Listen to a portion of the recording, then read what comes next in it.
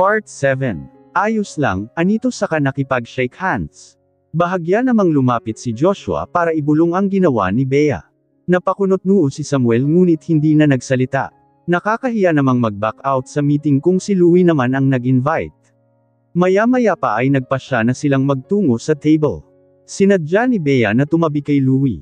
Iniisip na habang maaga pa lang ay sinasanay na ang sarili sa tabi nito. Dahil kapag naging ganap ng estudyante ni Samuel at maging isang magaling na violinist ay may maipagmamalaki na siyang achievement. Karapat-dapat na siya kay Louie. Iniisip pa nga lang niya na darating ang panahon na magiging kabiyak nito ay nai-excite na siya. Habang abala si Bea sa pangangarap ay seryoso namang nag-uusap sina Samuel at Louie na pawang mga professional. Ang isa ay kilalang musician habang ang isa pa ay kilala sa larangan ng business. Sa totoo lang, Mr. Rodriguez, sa panahon ngayon ay wala na masyadong tumatangkilik sa classical music. Oo, naging sikat ako dahil sa musika pero iba na ang panahon ngayon kaysa noon. Sa ngayon kasi ay wala nang nag-i-invest o makipag-partnership sa amin kaya napipilitan ang ibang tumigil dahil wala na ring sapat na pondo. Kaya, at sandaling napatingin kay Bea. Napakahirap tanggapin sa community ang isang tulad niya lalo pa at nakafocus kami ngayon sa teatro. Ganun po ba? Ani Louie. Natuklasan ko na ang asawa nito ay may ibang babae, mahabang salaysay ni Samuel. Nakakalungkot naman po, komento agad ni Bea. Siyang tunay pero ngayong nakabalik na ako ay naniniwala akong hindi pa huli ang lahat para sa kanya.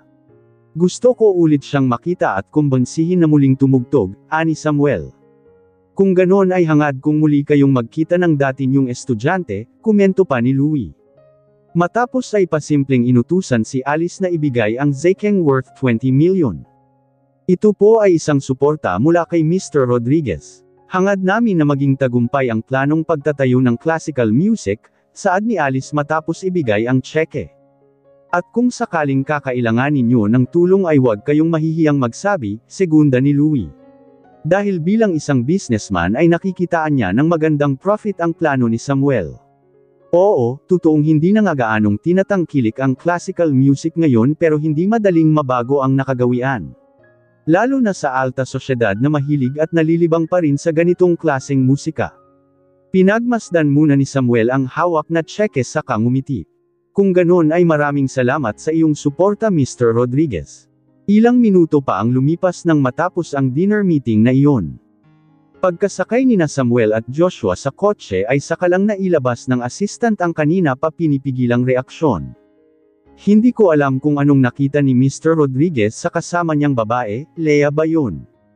Hindi ko tinandaan ang pangalan gawa ng wala namang espesyal sa kanya. At napakabastos pa kaya Teacher Samuel, wag niyo po siyang kukuning estudyante. Walang-wala siya sa kalingkingan ni Zia. Sa totoo lang ay tama ka. Ayokong magsalita ng masama pero siya na ata ang pinakapangit na violinist na nakilala ko, ani Samuel na malalim pang napabuntong hininga. Talagang nangingilabot siya kapag naaalala ang pagtugtog ni Bea. Kung ganon ay hindi niyo siya kukuning estudyante, tama po ba? Umaasang tanong ni Joshua. Umiling si Samuel. Kukunin ko siya. Kailangan natin ng suporta mula sa iba para maitayo itong classical music.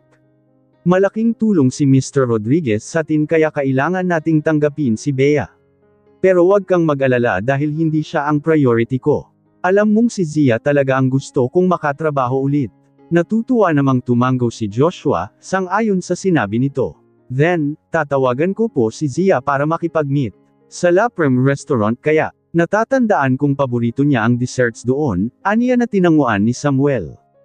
Samantala, habang paalis na rin sila Louie ay biglang nagreklamo si Bea, hindi mo na dapat binigyan ng pera ang Samuel na yon. Halata namang hindi niya ako kukunin bilang estudyante. Hindi pa nasisiguro kaya wag kang mag-conclude agad, pampalubag loob ni Louie habang tinitingnan ang oras sa suot na relo. Sa narinig ay nabuhayan naman si Bea. Talaga, ani ang tinanguan nito. Ilang sandali pa ay may humantong kotse na agad sinakyan ni Louie. Nagtaka si Bea at balak pang ang sumunod ngunit piniligan ni Alice. May pupuntahan pa si Sir Louie. Nadismaya si Bea na hindi na matutuloy ang planong maiuwi ni Louie sa sariling bahay. Nakasimangot niyang pinagmasdan itong nagmaneho paalis sa lugar na hindi siya kasama. Terion at nang makauwi, anialis at tinulak ang wheelchair para magtungo sa sasakyan. Ngunit may panibago na namang kotse ang huminto at pagbaba ng salamin ay nagulat si Bea nang makitang si Lucia ang sakay. Agad nakaramdam ng kaba si Bea sa paraan ng pagtitig ng ina ni Louie. Ano kaya ang kailangan nito sa kanya?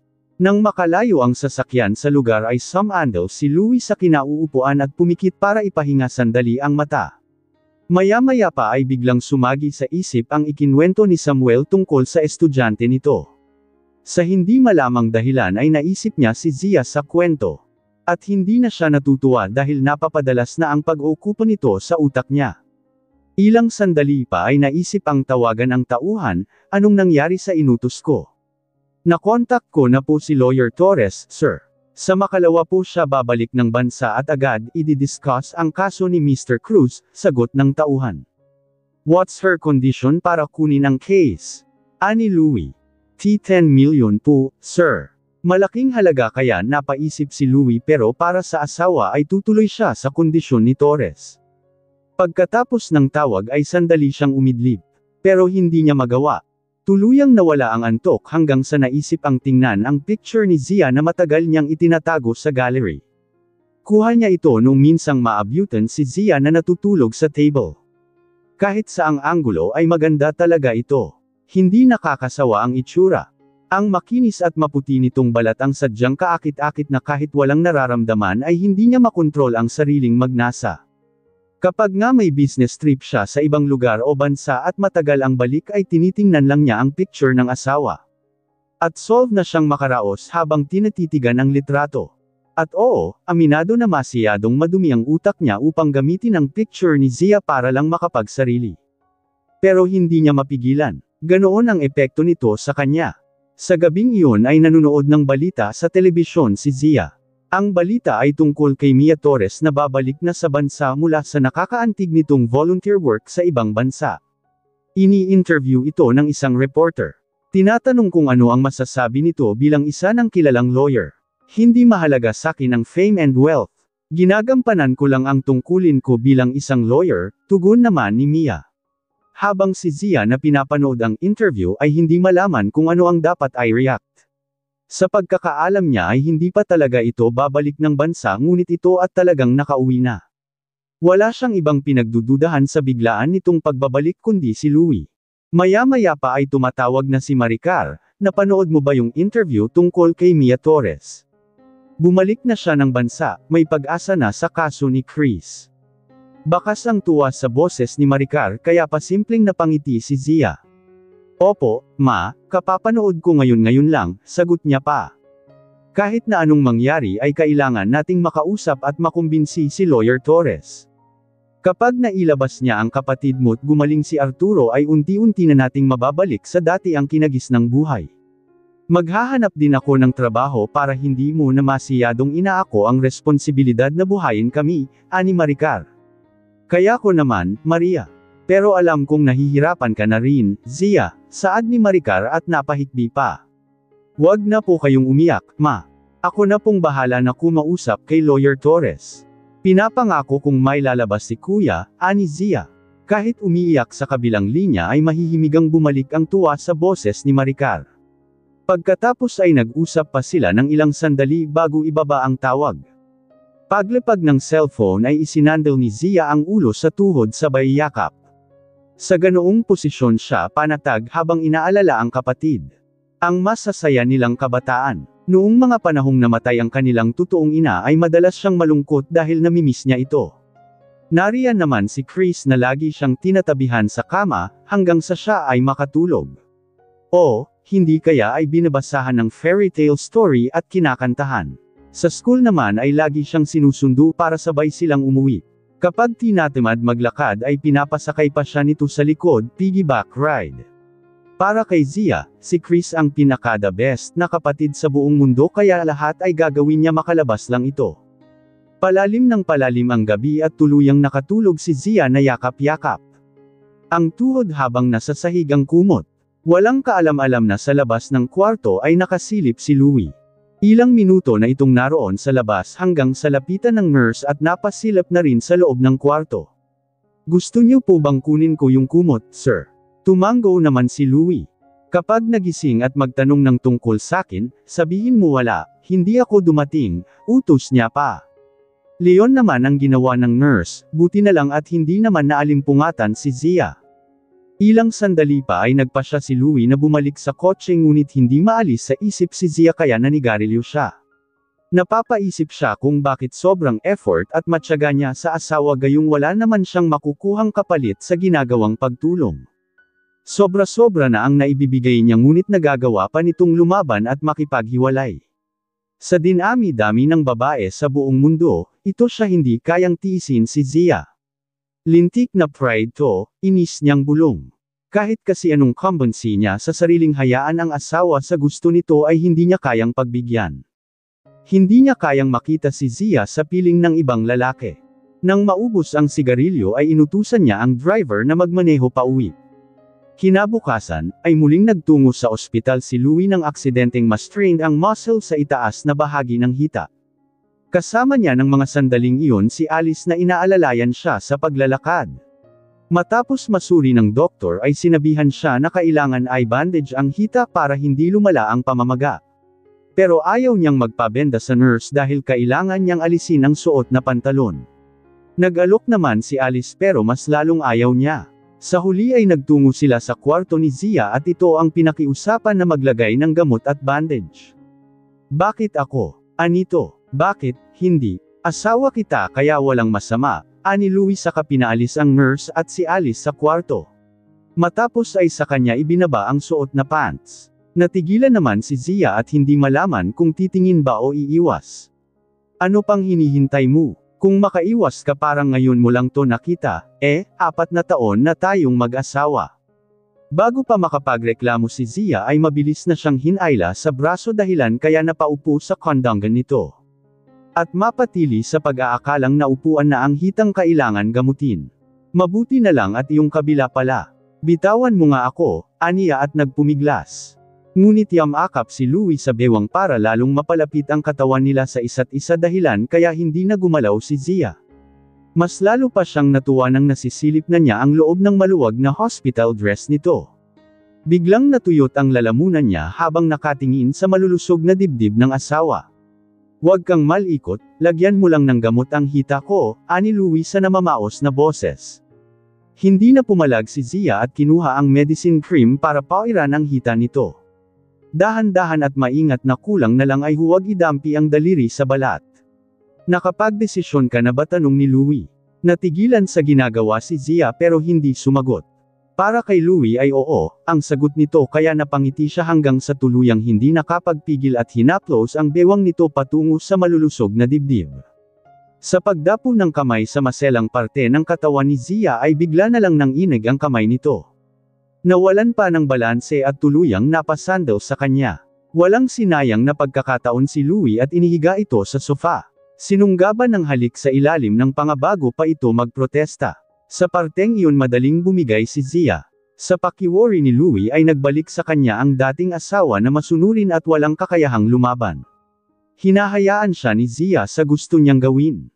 At natutuwa naman siya, habang iniisip na baka dahil sa pagtulong tungkol sa kaso ni Chris kaya ito nagpaubaya. Does it mean na babalik ka na sakin? Prime ani ang gustong makasiguro. Ngunit hindi sumagot si Zia kaya hinawakan na niya ito sa baba at pinaharap. Tumingin naman ito ngunit halatang nasa ibang lugar ang isip. Kaya hinawakan niya ang isang umbok ng dibdib nito para makuha ang atensyon. Minasahe niya pa ng dahan-dahan. Rumahistro ang kakaibang ekspresyon sa mukha ni Zia. Para itong nasasaktan na nasasarapan. Hanggang sa unti-unting natatauhan at nagpumiglas. Louie hindi wag. Gustong bumangon ni Zia ngunit hindi siya nito hinahayaan. Sandali lang, Zia, bulong ni Louie habang ipinupwesto ang sarili sa pagitan ng hita ng asawa. Ano ba, ayoko, ani Zia sa maautoridad na boses.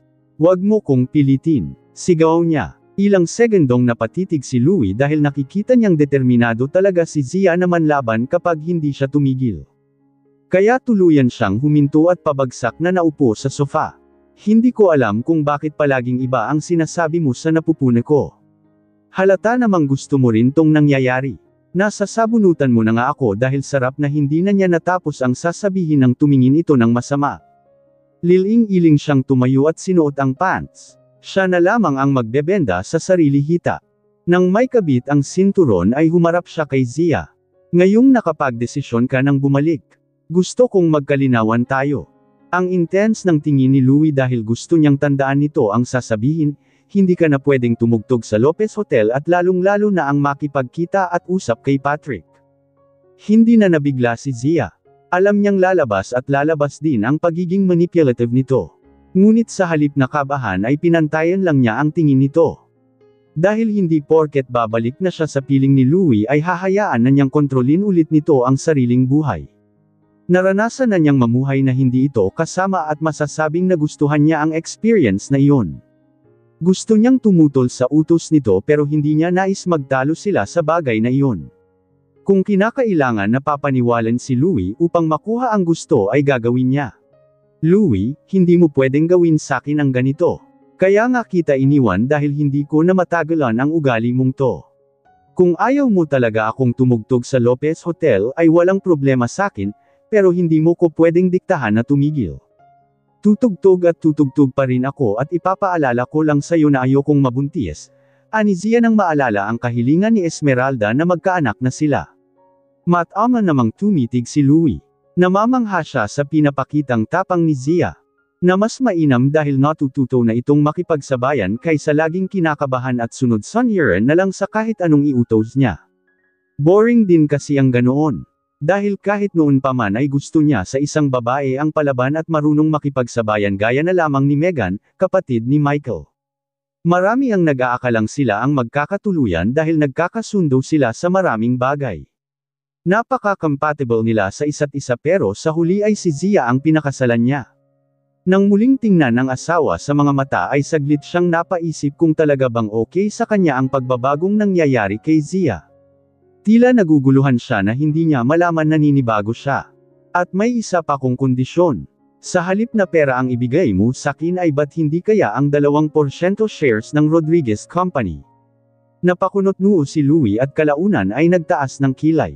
Do you have any idea how much that shares worth? Hindi bababa sa 5 billion, aniya. Napakurap-kurap si Zia. Alam niyang malaking halaga ang katumbas na shares pero hindi niya inaasahan na ganoon pala talaga kalaki. Kaya hindi niya naiwas ang menjity.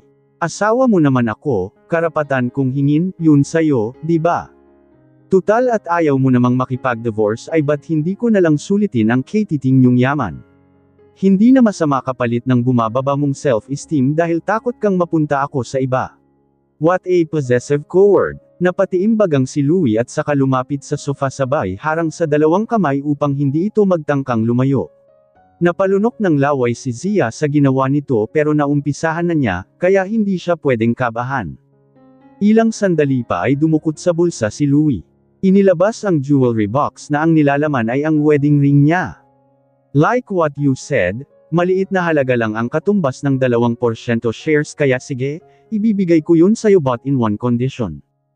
Hindi mo siya pwedeng ibenta o ibigay sa iba, ani Louie.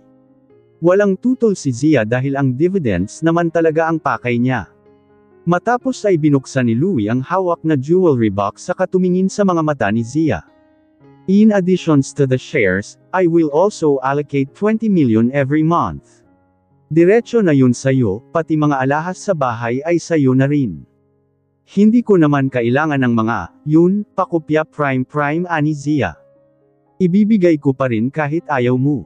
Hindi na siya umapila hanggang sa marahang hinayla ni Louie sa braso para gawaran ng halik sa labi. Maingat at marahan na ibang-iba sa madalas nitong estilo. Sa 4 na taong pagsasama nila bilang mag-asawa ay bihira lang si Louie maging ganito sa kanya. Kaya hindi niya maiwasang magpaubaya. Ilang sandali pa ay tumigil si Louie.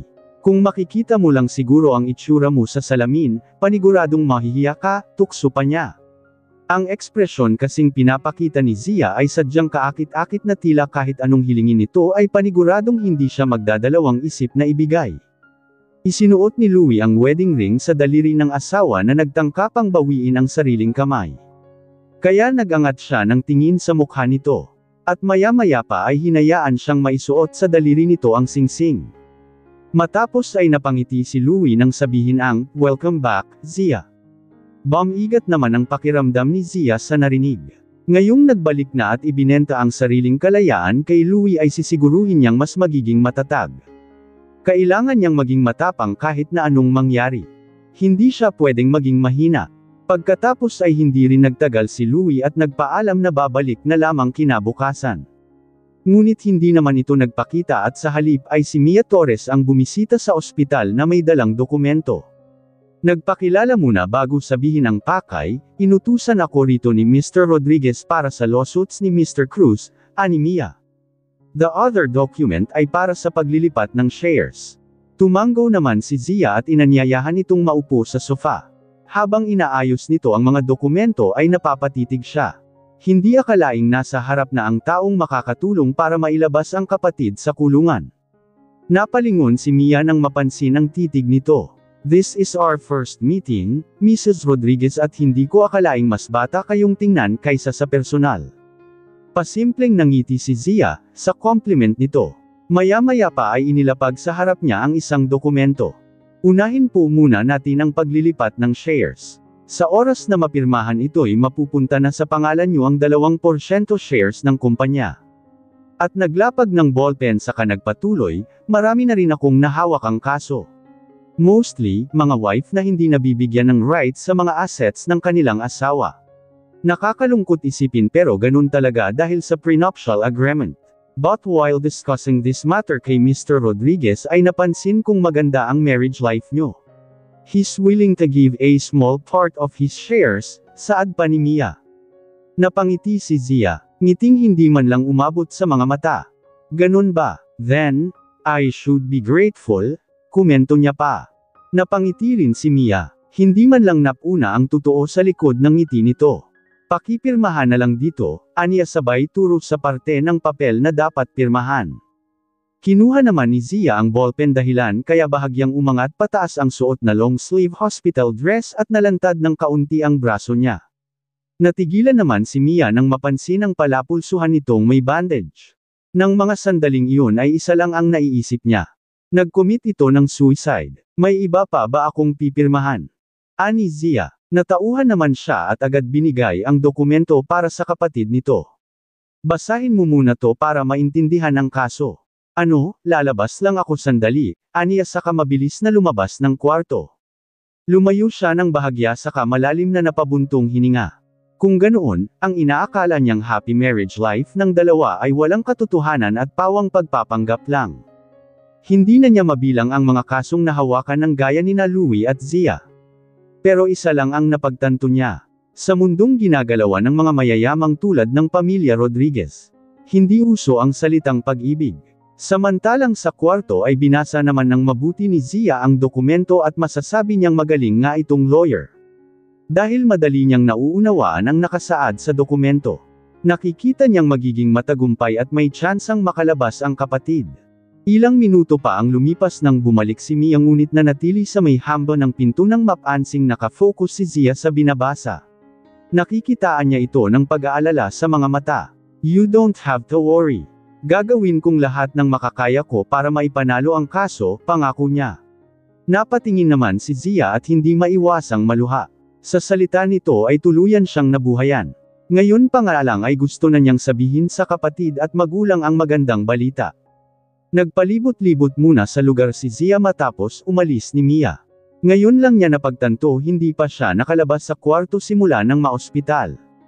Sa paglalakad-lakad ay nadaanan niya ang isang mini garden at doon sandaling namalagi. May 2 puno na hindi niya malaman kung anong klase na sobrang malago ang mga dahon na isinasayaw-sayaw pa ng hangin. Naupo siya sa bench na nasa malapit at pinagmasdan ang mga halaman at bulaklak sa paligid. Hanggang sa isang boses ang sa kanya ay tumawag, "Zia." Paglingon ay nakita niya si Michael na papalapit. Anong ginagawa mo rito?" Kinakabahang tanong ni Zia. Nag-aalala siyang baka masabi nito sa iba na narito siya sa ospital. "Sinamahan ko lang si Mommy," ani Michael sabay turo sa direksyong pinuntahan ng ina matapos mapansin ang isang kakilala. "Ikaw, anong ginagawa mo rito?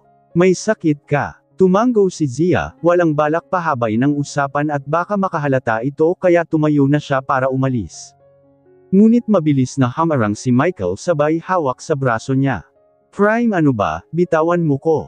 Saka nagpumiglas. Pero hindi pa rin bumitaw si Michael hanggang sa mapansin ang wedding ring sa kamay nito. So, bumalik ka na pala kay Louie. May pang-uuyam nitong tanong. Mukhang puro salita lang pala ang kagustuhan mong ma-divorce. At bahagyang napahigpit ang hawak sa braso nito dahil sa inis. Hindi matanggap na ang tsansang hinihintay ay naglahong parang bula. Tuluyan siyang nawala ng pag-asa kaya sinamantala na lamang niya ang pagkakataon at inilapit ang mukha para halikan si Zia. Ngunit bago pa lumapat ang labi ay inunahan na siya nito at nagpadapon ng isang malutong na sampal. Nanunuot ang sakit ng pagkakasampal ni Zia kaya napahigpit ang hawak niya sa braso nito ng matigilan. Tuldok-tuldok. Hindi lang isa kung hindi napakaraming sugat mali, hiwa ang nakikita ni Michael sa makinis na braso nito na ang iba ay papagaling na. Nawalang bigla ang inis niya nang makitang may benda ang palapulsuhan ni Zia. Bago pa makapagtanong ay naitulak na siya nito ng malakas. Bakit mo ba to ginagawa? At ano naman sa'yo kung balikan ko ang asawa ko? Oo, hanggang salita lang ako kung yun naman ang pinapamukha mo pero anong magagawa ko? Hindi ako katulad niyong natutulog sa kamang puno ng salapi. Si Louie, siya lang ang pag-asa ko kaya malibang kumapit ako sa kanya. Bakit, gusto mo bang sa'yo ako lumapit? Kaya mo bang ibigay sa'kin ang naibigay na niya, di ba hindi? Halo-halong emosyon ang nararamdaman ni Zia habang sinasabi ang mga salitang iyon.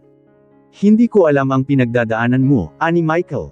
Siyempre naman hindi, dahil iniisip niyo lang ang mga sarili niyo.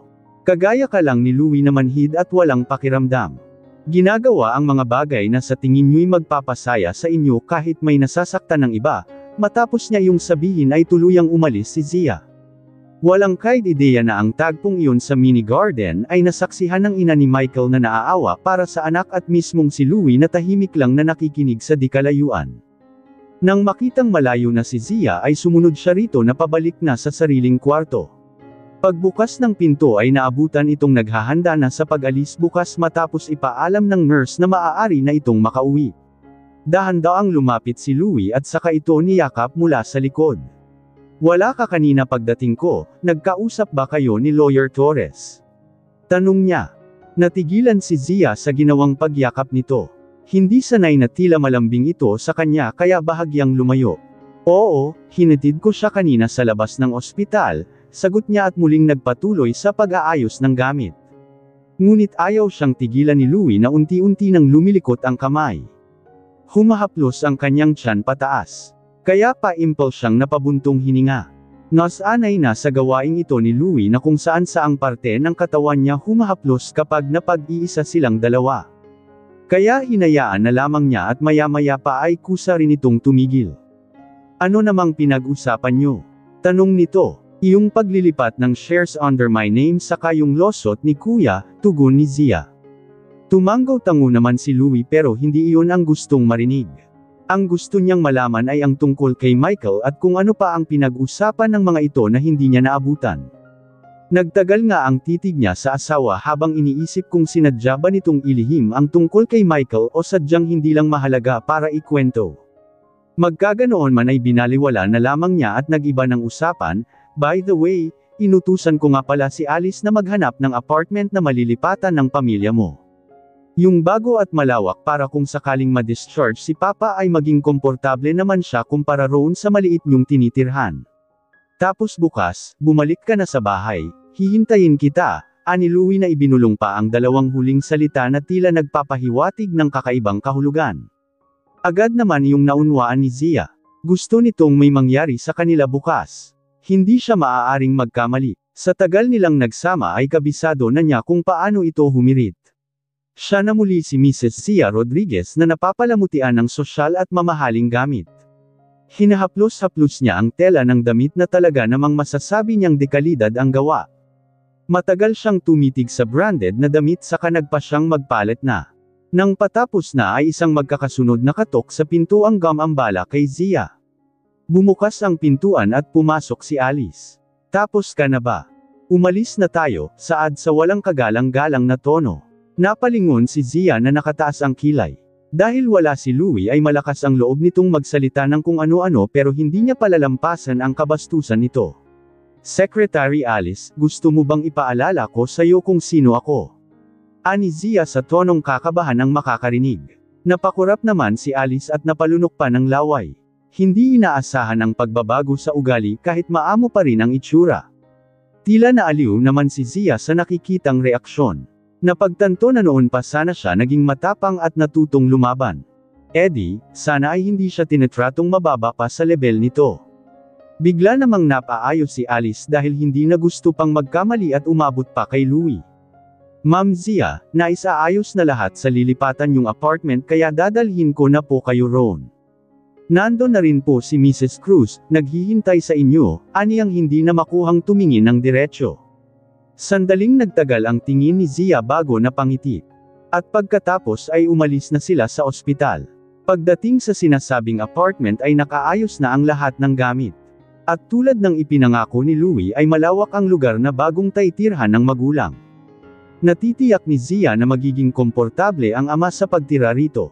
Pagpasok sa loob ay sakto namang nagsisiyalisa na ang mga trabahador na siyang naglipat at nagayos ng gamit. Ilang sandali pa ay lumapit si Maricar na tila nalilito pa sa nangyayari. Zia, ang sabi sakin kanina ay ipinapalipat tayo rito ni Louie. Anong nangyayari, umamin ka nga, tanong ni Maricar. Huminga muna siya ng malalim saka hinaplos ang balikat nito. Ma, binalikan ko na po si Louie, pag-amin ni Zia. Hindi ko na po kasi kaya ang hirap. Sinubukan kong tumayo sa sariling mga paa nang walang tulong niya pero hindi ko pala talaga kaya. Kailangan ko siya, malungkot niyang saad. Bumagsak ang tingin ni Maricar at ilang sandali pa ay tuluyang napaluha. Nasasaktan siya para kay Zia. Kung bakit hindi man lang siya naghinala sa bilis ng pag-usad sa kaso ni Chris Leon pala ay dahil kay Louie muli na namang babalik sa miserableng buhay ang anak at wala siyang magawa. Talaga bang ito lang ang solusyon? Tanong ni Maricar na hindi nito makuhang sagutin. Sa halip ay yamakap si Zia. Huwag na po kayong umiyak, ma. Kaya ko naman ang sarili ko, mas matatag na, ko ngayon. Tuldok-tuldok. Ang isipin mo na lang po ay si Papa. Pinunasan naman ni Maricar ang sariling luha at saka ngumiti. Tama ka, pinalaki ka namin ni Arturo na matatag, kayo ni Chris kaya alam kung makakaya mo to. Ang mas mabuti pa ay magpupunta muna ako sa palengke, baka namimiss mo na ang luto ko. Pagbalik ko, magkwento ka sa lugar na pinuntahan mo, kung na-enjoy ba ng mga tao ang pagtugtog mo, ani Maricar na kinuha ang wallet at saka nagmamadaling lumabas sa apartment. Dumungaw naman sa bintana si Zia at sinundan ng tingin ang ina na naglalakad. Ilang sandali pa ay natigilan ito at dahan-daang napaupo habang yumuyugyug ang balikat. Hindi man nakikita at naririnig ni Zia pero alam niyang umiiyak ito. Parang gusto niya ring maiyak habang pinagmamasdan ng ina. Do you regret it? Biglang tanong ni Alice. Iniwan ito ni Zia sa may kotse ay hindi niya namalayan na pumasok na pala ito. Tungkol sa tanong ay huminga muna siya ng malalim bago ito nilingan na may ngiti sa labi. What do you mean? Ito bang pagbabalik ko kay Louie? Of course not, hinding-hindi ako magsisisi. Para sa pamilya, wala siyang pagsisisihan. Kinagabihan ay sinundo si Zia ng driver mula sa apartment. Nasa loob ng kotse si Louie kaya medyo nag-alangan pa siyang tumabi. Tahimik lang silang dalawa hanggang sa marating ang bahay. Matagal pinagmasdan ni Zia ang bahay dahil aminin man o hindi ay namiss niya ang lugar maging ang mga kasambahay na ilang taong nakasama paghinto ng kotse sa entrance ay inutusan ni Louie ang driver na lumabas. Pagkaalis ay bigla na lamang siyang sinunggaban nito ng halik sa leeg. Sa gulat ay napatili si Zia, Louie, ano ba? Pero hindi ito natinag at mas lalo siyang idiniin sa kinauupuan. Don't shout, ayokong isipin ng mga tao sa loob na sinasaktan kita. Okay ba sa'yo ang ganun o baka gusto mo yung nagpapanggap tayong sweet sa harap ng iba? Talaga bang sakin mo itatanong, yan? Ano pa bang gusto mong mangyari? Ani Zia sabay tulak. Napangisi naman si Louie. Gusto mong malaman? Sasabihin ko sa'yo mamaya, ani at saka lumabas ng sasakyan. Sumunod naman si Zia nang magtungo ito sa dining area.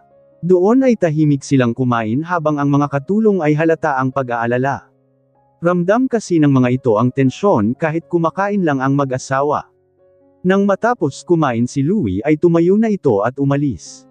Dali-dali namang lumapit ang isang katulong at saka pabulong na nagtanong, "Okay lang po kayo, madam?" Nangiti namang hindi aabot sa mata si Zia, "Yes." At saka muling kumain ni Namnam ang masarap na putahe. Nakuha pa nga niyang uminom ng wine kahit may intolerance siya sa alak. Tumanggaw tanggang bumalik ang katulong sa pwesto at hindi na nang ahas istorbuhin si Zia. Nang matapos sa pagkain ay nagpasalamat lang siya sa katulong at saka na nagtungo sa kwarto. Sa hamba pa lang ng pinto ay natigilan na siya. Ilang linggo siyang nawala pero ganoon pa rin ang ayos ng kwarto, walang nagbago. Hindi niya minsan inakalang babalik siya sa lugar at buhay na nais ng iwan. Hanggang kailan kaya siya magtitiis, gaano katagal? Hanggang sa magsawa na sa kanya si Louie. Mga tanong na mahirap sagutin. Mabigat ang loob niyang naglakad patungo sa banyo. Kailangan niyang ihanda ang sariling katawan dahil paniguradong hindi siya basta lang hahayaan ni Louie. Nagpahiwatig na ito kung ano ang mangyayari kaya dapat handa siya. Nang matapos sa paglilinis ng katawan ay napansin niyang patay ang ilaw sa kwarto at tanging lampshade na lang ang nagbibigay liwanag. Nasa kama si Louie na nagbabasa ng libro na bathrobe lang ang suot. Napahawak tuloy siya sa suot na robe na bagamat nakabuhol ang strap ay tila mahuhubaran siya sa paraan ng pagtitig nito. Magkaganoon man ay naglakad siya papunta sa vicinity mirror para tuyuan ang basang buhok at maglagay ng lotion sa katawan. Sinadya niyang bagalan ang lahat at baka sakaling makatulog si Louie sa paghihintay. Ngunit ilang sandali pa ay napansin niya mula sa refleksyon ng salamin ang paglapit nito. Kaya itinigil niya ang ginagawa at naghintay ng sunod nitong gagawin. Nang nasa likod na si Louie ay yumuko ito para yamakap mula sa likod saka inamoy-amoy ang leeg at balikat niya. Ipinaling ni Zia ang leeg sa kabilang bahagi para malaya nitong magawa ang nais. Humigpit ang yakap ni Louie. Niblang the soft flesh behind the ear. "San mo gusto, sa sofa o sa kama?" Aniya sa namamaos na boses. Nakiliti si Zia sa hininga nitong tumatama sa balat kaya bahagya siyang kinilabutan. Sa kama, aniyang nauuto. Napatingin pa nga siya sa refleksyon ng salamin at nakitang ngumiti si Louie bago siya buhatin ng pa-bridal style. Yamakap si Zia sa leeg nito para hindi mahulog, maingat siyang inilapag sa kama at saka muling hinalikan sa leeg. Ginawa iyon ni Louie habang inaalis ang suot na bathrobe sabay hagis sa sahig. Matapos ay umakyat sa kama ng dahan-dahan palapit kay Zia. Pumaibabaw siya habang nakahaplos sa makinis nitong hita. Paakyat hanggang sa mahawakan ang suot nitong underwear. Nangangati ang kamay ni Louie na ibaba ang suot nito ngunit nagpigil siya hanggang sa mahawakan ang strap ng bathrobe. Inalis ang pagkakabuhol kaya nalantad ang makinis at maputing katawan ni Zia. May suot itong brassiere na mas lalong nagpasabik sa kanyang alisin. Sandaling nagtama ang tingin nilang dalawa at hindi niya mabasa ang pinapakita nitong reaksyon. Hindi na yun mahalaga kay Louie, ang gusto lang niya ay ang palarin ngayong gabi. Ilang linggo na siyang walang kama kaya talagang nanginginig na siya sa pagkasabik. Hinawi niya ng bahagya ang robe para mas lalong lumantad ang katawan ng asawa. Habang si Zia ay pikit matang hinayaan si Louie sa gusto nitong gawin. Gusto niyang maiyak ngunit nagpigil siya. Maya-maya pa ay naramdamang inilapat nito ang matigas na umbok at marahang ikinikiskis sa kanyang gitna. Kinagat niya ang ibabang labi. Hindi. Gustong marinig ang sariling tinig. Dahil kahit anong pigil niyang huwag makaramdam at magpaapekto ay hindi niya magawa. Wala siyang kontrol sa sariling katawan. Hanggang sa hinawakan siya nito sa baba at marahas na hinalikan. Ginalugad nito ang loob ng bibig at pinaglaruan ang kanyang dila. Ginagawa iyon ni Louie habang ang isang kamay ay sinusubukang alisin ang hook ng brassiere mula sa likod. Napasinghap si Zia nang maalis ang hook at kumawala ang tinatagong yaman. Matapos ay agad namang lumipat si Louie. Mula sa labi ay napunta ang bibig nito sa isa niyang dibdib. Ngunit bago pa may handa ni Zia ang sarili ay binigla na siya nito. Sunod-sunod ang paggalaw sa puntong natakpan na lamang niya ang sariling bibig upang hindi mapahiyaw. Biglang nagising si Louie nang mapanaginipan na iniwan siya ni Zia at sumama kay Patrick. Pagkapa sa pwesto ng asawa ay wala ito kaya siya biglang napabangon. "Zia," tawag niya. Ilang sandali pa ay naririnig niya ang boses nito mula sa cloakroom kaya umalis siya sa kama at nagtungo roon. At naabutan itong inaayos ang working attire na susuotan niya ngayong umaga. Tapos na nitong maplantsa ang mga damit at nakahanger na sa isang tabi. Pinagmasdan niya ang suot nitong nightgown, na humahapit sa maliit nitong bewang at nakapusod ang buhok into messy bun. Natutuwa siyang pagmasdan ng maliliit na buhok sa batok ni Zia. Nang mas lumapit siya ay napansin niya itong namimili ng relong susuotan niya bukas. "Anong gusto mo rito?" ani Zia na hindi lumilingon. Sa halip na sumagot ay niyakap niya lang ito mula sa likod na parang mag-asawang nagmamahalan.